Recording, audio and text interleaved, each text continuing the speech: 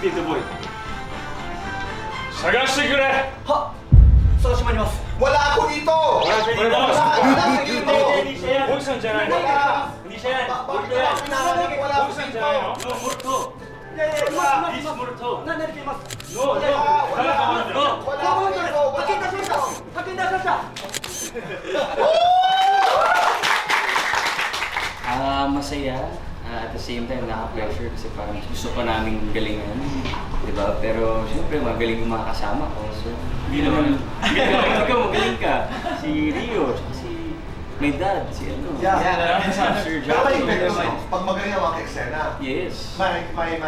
kailangan tumapon ka dahil bumuwelta ka. Di ba?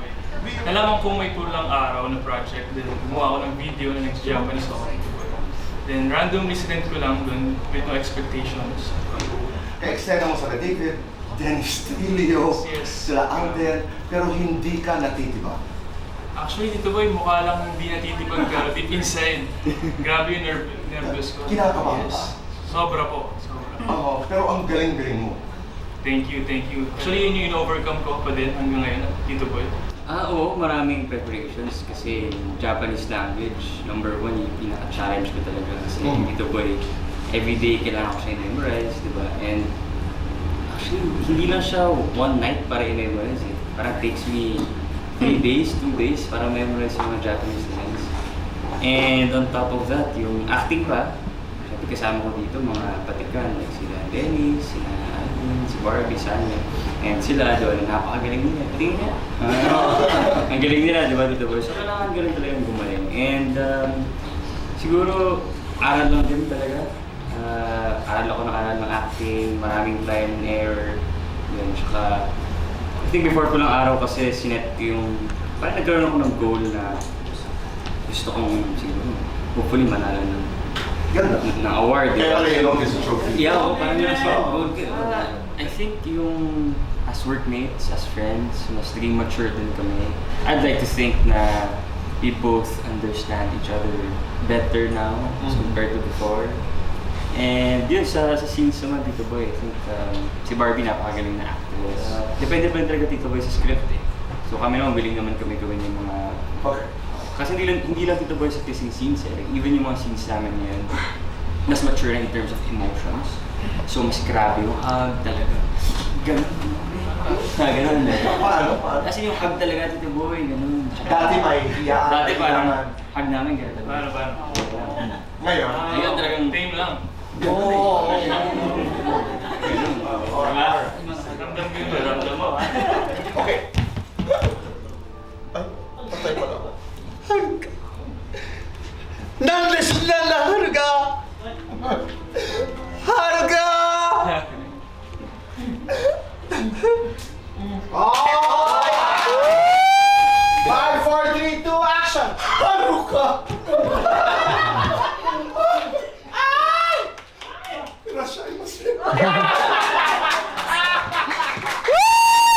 Teresita Adelina.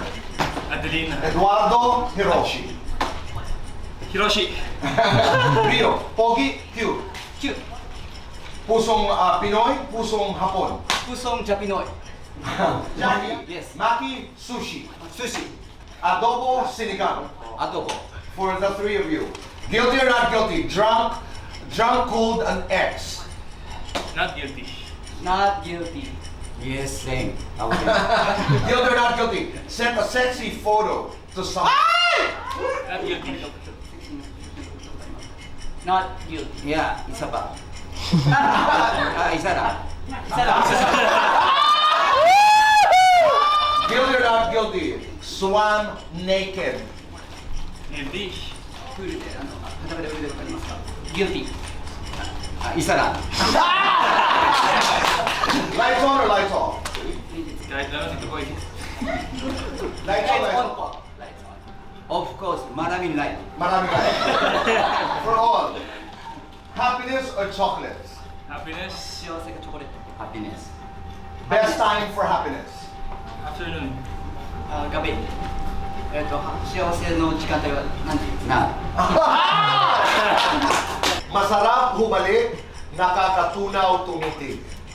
Sarap humalik. Mahigpit yumakap o mahigpit sa pera? Mahigpit yumakap.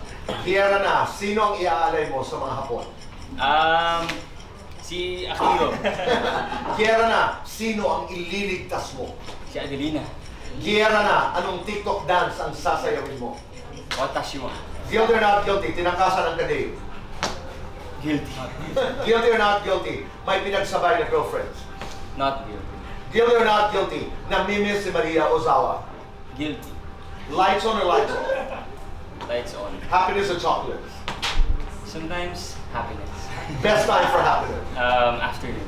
Red, green, or yellow? Alin dito ang kulay ng love life mo ngayon? Red, green, or yellow. White. Bakit mo? Chill lang. Chill. Yeah. Happy.